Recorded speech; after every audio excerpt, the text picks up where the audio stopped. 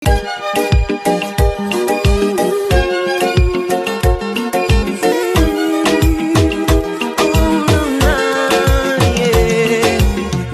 sirimba lero bino binjogera bya kumoyo toboyo mtima gwange bunda kwegukubira nze ne kuntujja omukwano lero njagala otegere nti wampamba wotoli serious enywa nze sebaka nti njagala tubeere nze nawe tusanyuke tujaguze awoleka bakole fitina kachibajigude kachibakone nkwagala nnyo era nga bampita Sharita Mtawe nenkubuuzaako nti program egamba etya Sunday etambula etya nze tebadde mbi era webale nnyo okubeera ng'ogamba buli akuli okumpi na buli gwomanyi ti Sharita ku ssaawa 11 abeera ku Delta TV tukole kigambo kyaffe kirimu eswaga Delta TV tukole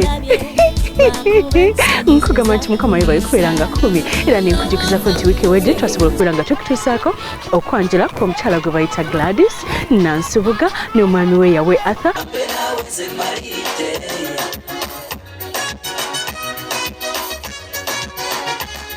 lisobola okuba nga tukutuusaako n'embaga ey'omwami gwe bayita Wilbrod Ssemanda we yali ng'agenda ne mukyala we Harriet Nassiwa olaba we yamuvuga ne bateeka ssente mu mbaga ate nolwairo tulina emikolo gyaffe ebiri tulina okwanjula n'embaga byonna bibyo olina okubiraba kati simanyi gwatana bakuleeta mukolo gwo ku Delta kyoliko Delta abantu bakimanyi tiku 11 erina okubeera ng'erabibwa webali nnyo nawe atudde ng'oli mukulaba ogamba nti omukyala nyambaza gomesi zino omulengera oyo bamuyita Hajjatinulo Mpungu yajja okuyamba okumatinga obulungi colors yajja okuyamba okunyuma ku mukolo gwo gomesi ogyewuliriremu ng'eri comfortable ate gomesi ng'ojambadde bw'omu ku mukwano ke ku mulyango gufuluma paaka enkadde ate era nenkugamba mukwano gwange nti omukyala anyambaza ebiteeteeyi bamuyita Magi ali ku City Bridals era wali ku Kamukamu Plaza ku Entebbe Road edduuka eriri ku basement alina maids dresses changing dresses gowns n'engoye ez'okupangisa ez'abagole byonna birina ate nga alina n'emmotoka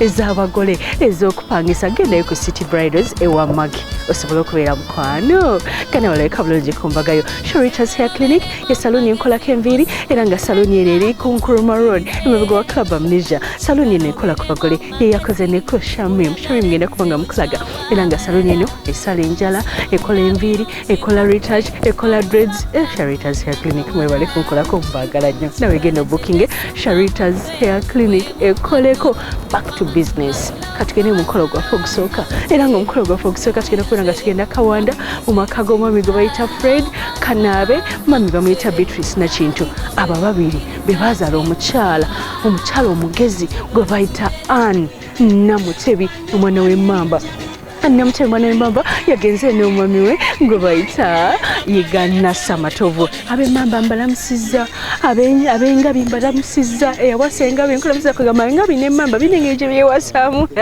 mwami Nasa yagambye nti n'omukyala ndi ku mutima mukyala mpa emirembe mukyala mulungi alina otumu otulungi mukakamu alina ekisa bwatyo nalyoka n'atonera abazadde ebyomu nnyumba byonna ebyomudiiro byonna yabawadde entebe yabawadde dining yabawadde fridge yabawadde tanka yabawadde kamutwale ku mukolo olabe Anne bwe yeesaze tavaawo ku Delta nkwagala nnyo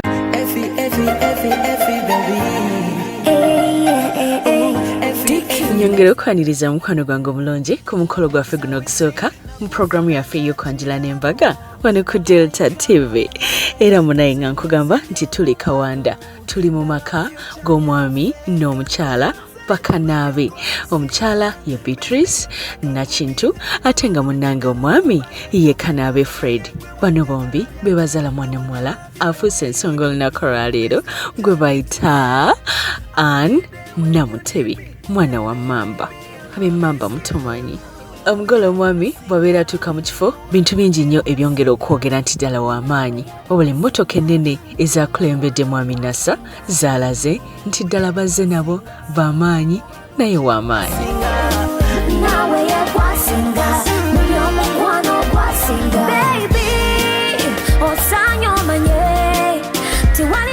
nga tuze ku ludda lw'omugole omukyala black and white ye decoration gwe balonze.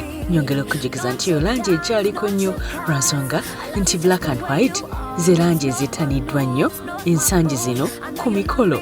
Wabula nga bwe nnyongera okugamba bulijjo nti olw'okuba langi eneebeera nzikivu okugikyamula bateekako kye bayita bright colors. Bw'atyo mwana muwala Namutebi yataddemu kayero okugikyamula. Kino ekyomumakati ky'olaba kye bayita gazebo. Gazebo twazikopa mu bazungu era nga munaye tutera nnyo zikozesa wano mu mbaga zaffe. Wabula bwe kituuka ku Kwanjula zikozesebwa nga awantu aw'enjawulo abagole abakyala babeera bagenda okufukamira. Bwe kityo bwe kyabadde ne ku mukolo gwa Anne. Wetegereze ebimuli, wetegereze white gwe bataddeko, wetegereze n'engeri bwe balabise obulungi nga mu butuufu wanyuma okufukamira ng'obuuza naddala omuntu gw'oyagala ennyo nga Anne bwe yatuuse okubuuza ku mwami we Massa.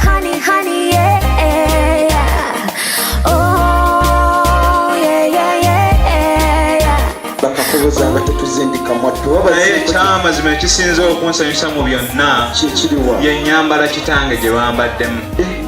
Bulijjo tutera okulaba nga bakola ekituuti oba nga bakola arch. Abako bwe babeera balina okusala ne bayingira mu kidaala.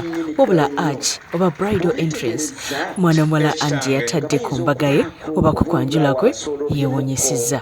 Naye baagiwadde obudde bungi ngalaga nti abantu bayaniriza abaaniriza mu ngeri y'enjawulo n'omukwano omungi. Kitange neyanziza nzekka kubanga bentembeese engalo bakyageze erabiddeko mu mmotoka nga mulabye. Naye bwe mbagamba nti bakube ojja kuwulira nga bakuba gy'emizire gye egy'amaanyi. Mwayise wawakudumira taata si bwe kiba naye olw'olutalo olubulako omuduumizi obubbi owulira nti abadde agenda Dubai afiiridde South Korea.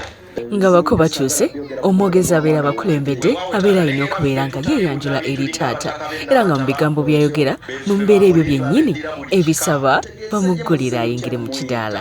Tuzze tetukulinaako buzibu era tuzze tukwetikkidde. Ekyo tukiwe engalo abeewange ez'amaanyi. Wenjogerera ng'omutaka nkata abuutikidde omutaka nkokola n'akulemberamu mpulira era nga ffe tukulaga nti tetulina kizibu kyonna gy'oli.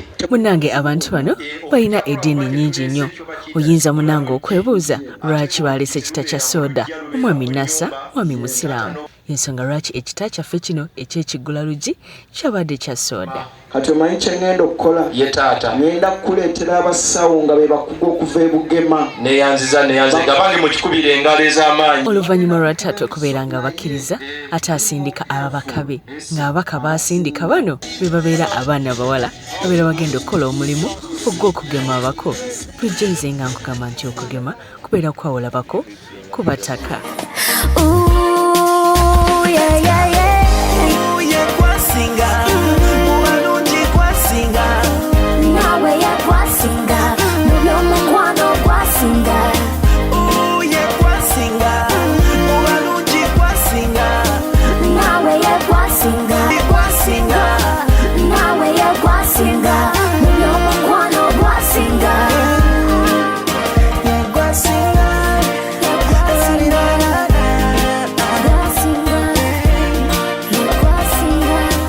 Emikolo gy'okwanjula gibeera gya buwangwa era ng'akalombolombo akasooka ku mikolo bwe giti kwe kussa mu Bwakabaka baffe obwa Buganda ekitiibwa. Era kino tukikola nga tuyita mu kuyimba ekitiibwa kya Buganda. Bakikoze bulungi nnyo Anne Nassa. Omukolo gwonna okutambula obulungi Mukama Katonda abeera alina okuyitibwa abeerewo yadde ng'ebiseera ebisinga abeera yabaddewo dda. Wabula tubeera tulina omukubira essimu ne tumugamba nti jangu obeerewo. Essaala eno eyasabiddwa yabadde yetegeeza Mukama Katonda nti omukolo guno guli mu mikono gye y'ensonga lwaki gwatambudde bulungi bwe guti.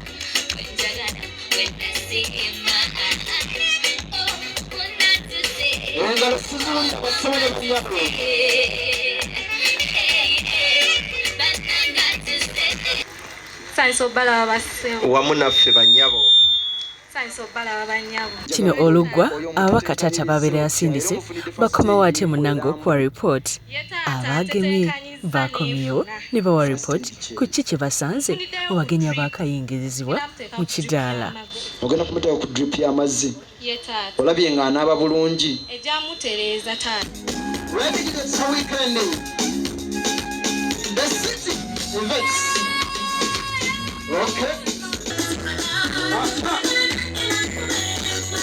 ate era kyampisa nnyo nti omugenyi buli lwajja ewaka tubeera tulina okumwaniriza ne tumubuuza gy'emigigi egy'enjawulo gy'ogenda okubeera ng'olaba abaana bawaka nga bajja okubuuza ku bagenyi.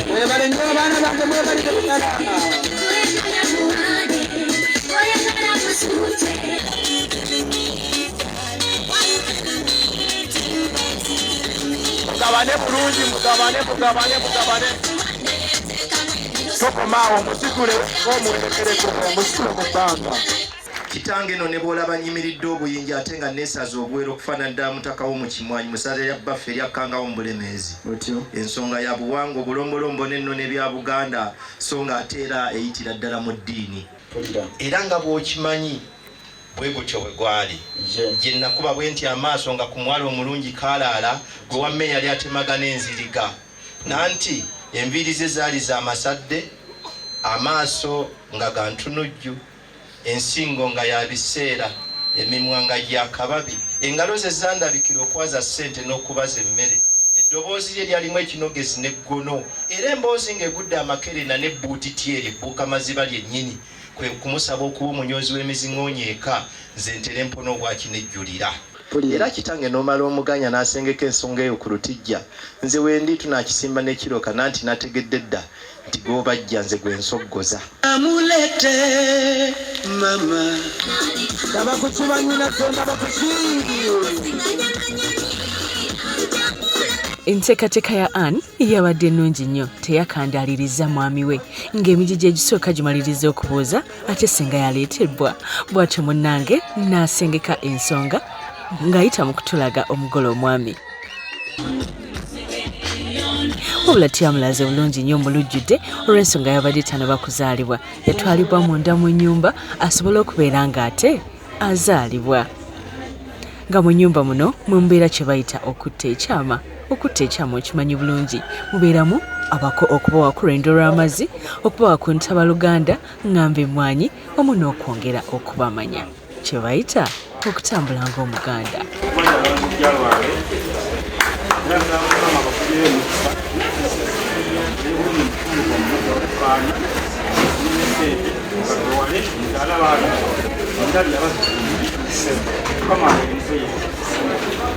Ndayira sirimba leero bino byenjogera bya ku mwoyo, toboyo omutima gwange munda kwe gukubira nze ne guntujja omukwano leero njagala otegere nti wampamba wotoli sirya senywa nze seebaka.